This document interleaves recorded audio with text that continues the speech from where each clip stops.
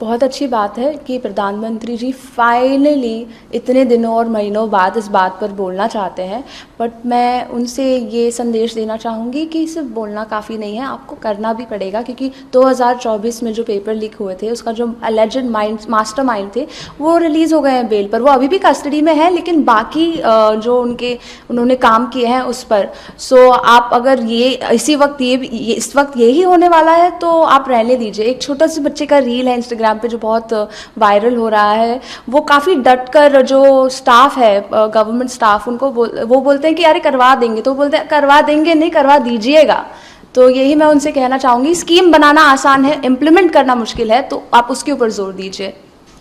ये पूरा मामला शुरू हुआ जब आपने पुलिस वैन रोकी, आपका वीडियो वायरल हुआ और काफी वायरल हुआ, आपको लोगों ने पसंद किया कि आपने इस तरह से करेज दिखाया। अचानक कैसे दिमाग में आया और आप एकदम वैन के सामने खड़ी हो गई और वैन को जाने नहीं दे रही थी? पूरा मामला और उस वक्त क्या हुआ, कैसे हुआ, आपके क्या लोग ये भी जानना चाहते हैं कि जो वैन थी उसमें आपके दोस्त थे या आप किन के साथ गई थी, और ये अचानक से ऐसे करेज क्या? तो एक बात तो मैं बस ऐड करना चाहूँगी कि ये मैंने नहीं शुरू किया है, मैं इस चीज़ के लिए बिल्कुल क्रेडिट नहीं लेना चाहती हूँ। ये मुझसे काफ़ी पहले शुरू हो गया था, मैं तो बस एक हिस्सा हूँ इस चीज़ का, और लोग मुझे इसका फेस बनाना चाह रहे हैं। इसका फेस वो पुलिस ब्रूटैलिटी है, इसका फेस वो किसान है। ये सिर्फ अभी नीट स्टूडेंट्स के बारे में नहीं रहा है, ये पूरे देश की जनता के बारे में है। तो मैं उस चीज़ में कहना चाहूँगी, मैं 4:30 बजे अपने दोस्तों का इंतज़ार कर रही थी। दोस्त भी नहीं, ये बस वो लोग हैं जो सोशल मीडिया पर मुझे मैसेज कर रहे थे कि हमें भी आना है, हम साथ में चलते हैं, क्योंकि अकेले जाना इतनी बड़ी सेंटर से लड़ना मुश्किल है, और जो पुलिस कर रही है वो तो सबने देख ही लिया है, तो अकेले जाना मुश्किल हो जाता है। तो फिर भी मैं नारे सुन रही थी दूर से, जब मैं इंतज़ार कर रही थी, मैंने बोला अब मुझसे नहीं हो पा रहा, अब मैं नहीं रुकूंगी। तो मैंने चलना शुरू किया। तो हम आंदोलन की तरफ जा रही थी मैं, बट आंदोलन मेरे सामने आ गया। तो ये पुलिस की वैन थी, पूरी भरी हुई थी बच्चों से आगे से पीछे तक, और जो जगह ही नहीं थी उसमें कि पुलिस स्टेयर्स पर खड़ी थी। तो मैंने उनसे पूछा, मैंने रिस्पेक्टफुली, पहले सवाल पूछेंगे तो आपको जवाब मिलेंगे, किसी भी चीज़ पर अगर देखेंगे तो चर्चा ही विषय, मतलब स्टार्ट करना वहीं से होता है। तो मैंने उनसे पूछा आपके पास क्या मेमो है बच्चों को लेके जाने का? उन्होंने ऐसे नीचे देख लिया, इसका मतलब हम सबको पता है कि उनके पास नहीं है, कोई लेटर रिटन में नहीं है। तो मैंने हाथ लेकर बच्ची को बाहर निकालने की कोशिश की, बट वो नहीं हो पाया और वैन मूव होना चालू हो गई। तब मैंने कुछ नहीं सोचा, मैंने बस ये सोचा कि आज अगर मैंने इनको जाने दिया तो मैं एज ए सिटीज़न फेल हो जाऊंगी, वो मैं उसके साथ नहीं जी सकती हूँ। तो बस मैं कूद गई सामने, जैसे काफ़ी लोग अपनी जान की बाजी लगाकर जंतर मंतर पर अब भी है। अभी मैंने देखा था कि टीयर गैस, और अभी भी कीलों के साथ वो खड़े हैं, तो सब अपनी जान की बाजी लगा रहे हैं। तो बस मैंने छोटा सा एक हाथ अपना दिया है उस पूरे मूवमेंट को। जब ये वीडियो आपका वायरल हुआ, लोगों के फोन आना शुरू हुए, क्या एक फीलिंग आपकी फैमिली से, घर से भी लोगों ने देखा होगा, क्या? सबसे पहले तो जब भी ऐसा कुछ होता है, जब आप एक्सपेक्ट नहीं करते हैं ना, तो आपको टाइम लगता है वो प्रोसेस करने में। तो मैं 2 दिन से वो प्रोसेस ही कर पा रही हूँ, but at the same time जब अब मुझे ये प्लेटफॉर्म मिला है तो मैं इसका पूरा इस्तेमाल करना चाहती हूँ इस मूवमेंट को और फैलाने के लिए, क्योंकि ये जो अत्याचार है वो अब से नहीं हो रहे हैं, वो काफ़ी वक्त से हो रहे हैं और बच्चे थक चुके हैं। तो उन्हें बस एक सहारा चाहिए कि अगर ये बोल रहा है तो मैं भी बोल सकती हूँ। तो इसलिए मुझे काफ़ी अच्छा लग रहा है कि लोग मुझे देखकर मोटिवेट हो रहे हैं, उन्हें प्रोत्साहन मिल रहा है, उन्हें अपनी आवाज़ ढूंढने का एक मौका मिल रहा है। मेरे मम्मी पापा तो बहुत खुश हैं। पापा मेरे एक्चुअली आर्मी में थे, आईटीबीपी में थे, और मेरी मम्मी और हाउसवाइफ है। तो सेवा भाव तो हर हाउसवाइफ का अपने देश के प्रति, बच्चों के प्रति होता ही है, और पापा का सपोर्ट है। मेरा खानदान आर्मी में है, तो ये जो करेज है और ब्रेव जो है वो मेरे ब्लड में ही है। कल रात में सोनम वांगचुक ने अपना जो उपोषण है वो तोड़ दिया, ब्रेक कर दिया, और उन्होंने ये उपोषण ब्रेक किया। क्या अब काफ़ी अच्छी बात है उनकी हेल्थ के लिए, हम सब चिंतित थे, और जब उन्होंने अपना जो फास्ट है वो तोड़ा, उससे एक चीज़ हमें अच्छी फील हुई कि एटलीस्ट अभी इनकी हेल्थ को डेट्रीमेंटल नहीं है ये सिचुएशन। बट हमें अभी भी पता है फास्ट तोड़ने से इसका मतलब ये नहीं कि हमारी डिमांड्स कम हो जाएंगी या हमारी डिमांड्स ढीली पड़ जाएंगी। अभी भी मूवमेंट वही उतना ही स्ट्रांग है, बस एक जान का खतरा नहीं है। वो है सोनम वांगचुक का, जो इस पूरे प्रदर्शन के फेस वो है, सीजेपी है जिन्होंने शुरू किया है। मैं ये नहीं बोल रही हूँ वो उनका कोई एजेंडा है, मिलना चाहिए। कॉकरोच जनता पार्टी के डेलीगेशन से सरकार बात कर रही है, आज बात करेगी ये पूरे मामले को लेके। बात तो उन्होंने पहले भी की थी और उन्होंने इस कॉकरोच जनता पार्टी ने बाहर आकर सीधा बता दिया था कि कोई यूज़फुल नहीं थी ये बात। तो बात तो आप करिए, बट उस बात का कोई एक कंक्लूजन निकलना चाहिए जो हमारे जनता के हित में हो। और जो हमारी हमने मांगे थी कि धर्मेंद्र प्रधान को रेजिग्नेशन देना चाहिए, उसके बदले किसी कैबिनेट मिनिस्टर को बलि का बकरा, शायद से, मुझे पता नहीं, बट मैं अपना पर्सपेक्टिव रख रही हूँ, सबका अपना पर्सपेक्टिव होता है। तो प्लीज़ आप अपना ओपिनियन अपने पास रखिए, मेरा ओपिनियन मैं अपने पास रख रही हूँ। तो कोई कैबिनेट मिनिस्टर उन्होंने चेंज किया है, किसी आईएएस को उनकी तरफ प्लेस किया है, बट अभी भी धर्मेंद्र प्रधान ने अकाउंटेबिलिटी नहीं ली है इस चीज़ की। सो वो डिफ्लेक्ट कर रहे हैं या वो एक्चुअली हेल्प कर रहे हैं, वो तो वक्त ही बताएगा।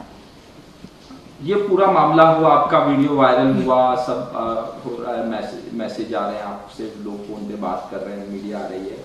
आप क्या मैसेज देना चाहेंगे जो लोग प्रोटेस्ट कर रहे हैं लीक, पेपर लीक वाले मामले को, और धर्मेंद्र प्रधान का इस्तीफा मांग रहे हैं, जंतर मंतर हो, मुंबई हो या पूरे देश में, क्या मैसेज देना चाहेंगे? मैं सबको यही मैसेज देना चाहूँगी कि आपकी लाइफ बहुत इम्पॉर्टेंट है। तो जो भी इस चीज़ से इफ़ेक्ट हुए हैं, सुसाइड एक ऑप्शन नहीं है, प्लीज़ ऐसा मत सोचिए। मैंने एक जान है जो रोक दी है, तो एक जान भी कितनी इम्पॉर्टेंट होती है, एक आवाज़ भी कितनी इम्पॉर्टेंट होती है। तो प्लीज़ आप हमारी निकम्मी सरकार की वजह से आप अपनी जो कीमती जान है वो मत गवाइए, और stay strong and stand your ground. देखा जा रहा है कि सरकार की तरफ से कहा जा रहा है कि जो पॉलिटिकल पार्टी हैं इसका माइलेज ले रही हैं, इसका पॉलिटिसाइजेशन कर रही हैं। ये जो प्रोटेस्ट का, जैसे राहुल गांधी हो गए, अरविंद केजरीवाल हो गए, कल राज ठाकरे, उद्धव ठाकरे ने प्रेस कॉन्फ्रेंस की, ममता बनर्जी कह रही हैं, पूरा जो अपोजिशन है वो एक साथ हो गया है, सदन में बातचीत नहीं हो रही है। दूसरी तरफ से अब सरकार की तरफ से थोड़ा सा बातचीत शुरू हुई है, कल प्रधानमंत्री का मैसेज आया, फिर सोनम वांगचुक ने अपना फास्ट ब्रेक किया। आपको क्या लगता है कि इसमें राजनीति की जा रही है कि ये मुद्दे को कहीं और डाइवर्ट किया जा रहा है, क्या क्या? बहुत अच्छी बात है कि थोड़ी बात हो रही है, बट बहुत और ही ज़्यादा अच्छी बात होगी कि काफ़ी बात हो। अगर सब साथ में मिलकर काम करेंगे तो ही ये देश जो है उसका वो हो सकता है, वो आगे जा सकता है देश। और मैं ये भी कहना चाहूँगी कि काफ़ी पॉलिटिकल पार्टीज़ मेरी जो वीडियोज़ हैं, फ़ोटोज़ हैं, वो यूज़ कर रहे हैं अपने पेज के लिए। प्लीज़ मत करिए। मैं जानती हूँ आप इस मूवमेंट को सपोर्ट करना चाहते हैं, बट अगर सच में आप वाकई में सपोर्ट करना चाहते हैं तो वो जो लाठीचार्ज हुआ है, पुलिस ब्रूटैलिटी हुई है, स्टूडेंट्स सुसाइड है, जो स्टूडेंट्स ने अपनी जान दे दी, आप उनके फ़ोटोज़ यूज़ करिए। मैंने इंटेंट नहीं किया था कि मैं इतनी वायरल हो जाऊँगी या मैं इसका सेंटर बनूंगी, बट मैंने हिम्मत दी है लोगों को। गवर्नमेंट के पास ऑलरेडी हिम्मत है, तो उनको क्या करना है उन्हें पता है।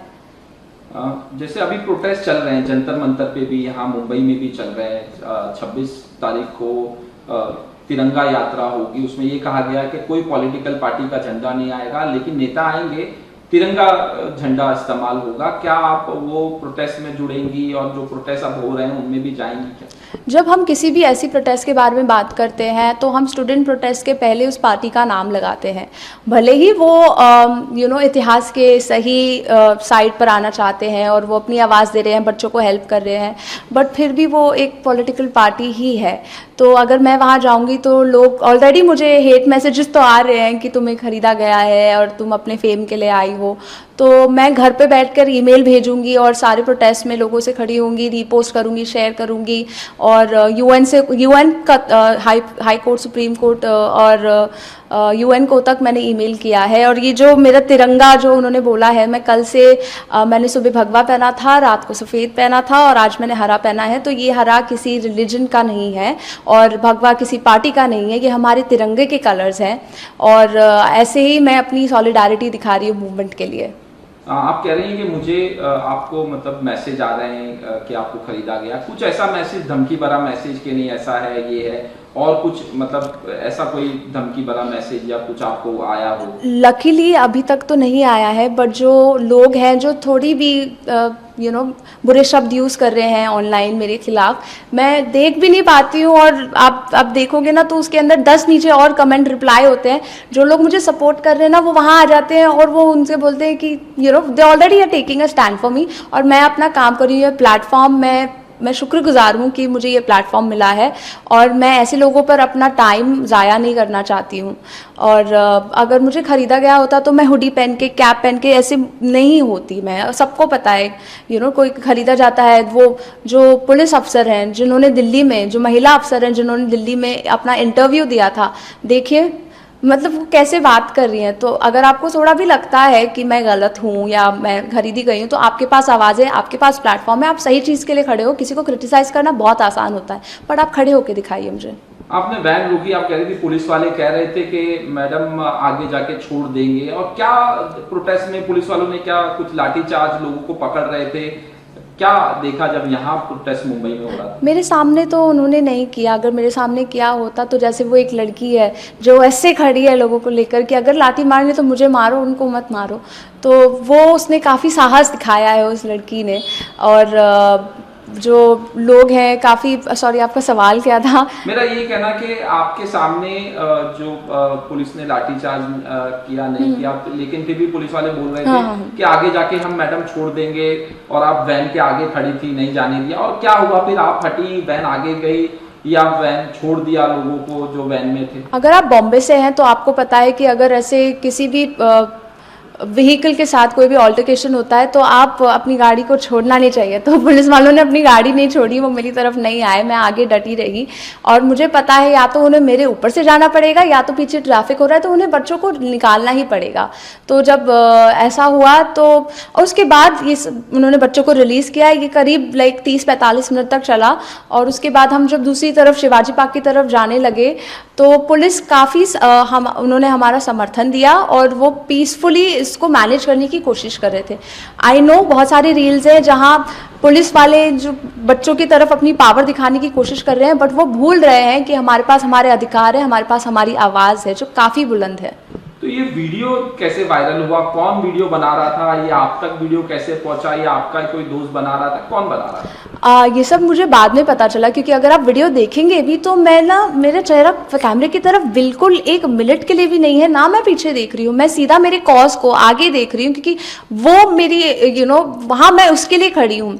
तो सोहित मिश्रा एक जर्नलिस्ट हैं, इंडिपेंडेंट है, बट मैं चाहूँगी कि सारी मीडिया उन्हें भी इतना ही अप्रिशिएट करे जितना वो मुझे कर रहे हैं। हम स्टूडेंट साथ में हैं तो मीडिया को भी साथ में होना चाहिए इस चीज़ के बारे में। सोहित मिश्रा ने ऑन ग्राउंड पर इतनी ब्यूटीफुली वो पूरी स्टोरी इतनी सच्चाई के साथ कवर की है, और उन्होंने ना चिल्लाया है ना चीखा है, उन्होंने बस बताया है कि क्या हो रहा है।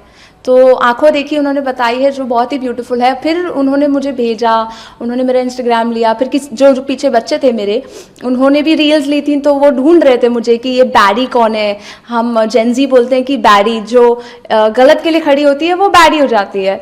तो वैसे उन्होंने मुझे ढूंढा और मैंने देखा कोई पूछ रहा है कि कौन है, तो मैंने भी मैसेज किया कि हे ये मैं हूँ, क्योंकि तब मुझे रियलाइज़ नहीं हुआ था कि मैंने क्या किया है। मेरे लिए ये जब मैंने ये होते हुए देखा, ये नहीं था कि मैं क्या कर सकती हूँ, इट वॉज मोर लाइक मुझे क्या करना चाहिए।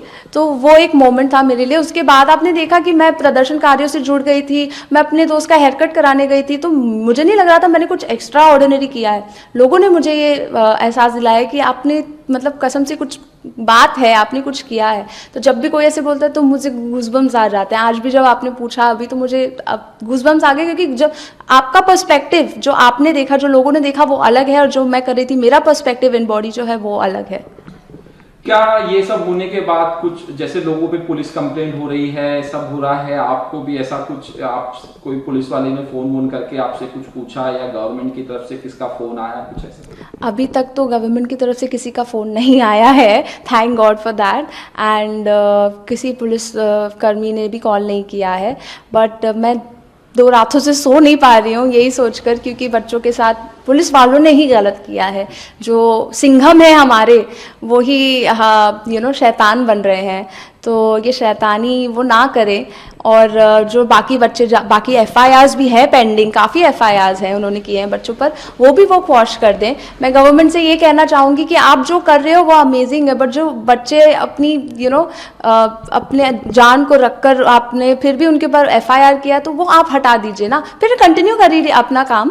एक वीडियो वायरल हुआ, पुलिस वाला कह रहा है कि अगली बार आए तो आपकी जेब में पाउडर डाल दूंगा 50 ग्राम, ऐसे कुछ बोल रहा है, और फिर जामीन भी नहीं मिलेगी, वो भी वीडियो देखा होगा। गट्स आप देख रहे हो कि इनको लगता है कि ये अपनी पावर का कैसे दुरुपयोग कर सकते हैं। इनको बहुत ज़्यादा आज़ादी दे दी गई है, छूट दे दी गई है गवर्नमेंट से, क्योंकि गवर्नमेंट जो ऑफिशियल्स हैं, जो हमारे चीफ जस्टिस हैं, वो अगर कह सकते हैं कि ये सब वीडियो देखने में मेरा टाइम मत वेस्ट करो, तो यही सब चीज़ें जो अगर अपनी रिप्रेजेंटेटिव्स बोलते हैं ना, तो ऐसे लोगों का जो साहस है वो और ज़्यादा बढ़ जाता है और हमारा साहस कम हो जाता है। तो अगर कोई ऐसे भी बोले तो मैं गवर्नमेंट से ये बोलना चाहूँगी, अगर कोई आपके गवर्नमेंट बॉडी से इतना बड़ा बयान दे रहा है, इतना बड़ा स्टेटमेंट दे रहा है कि वो अपना काम नहीं करना चाहते, वो बेसिकली बोल रहे हैं, तो आप उनके खिलाफ भी कुछ ना कुछ एक्शन लीजिए ताकि ऐसे लोगों को हवा ना मिले।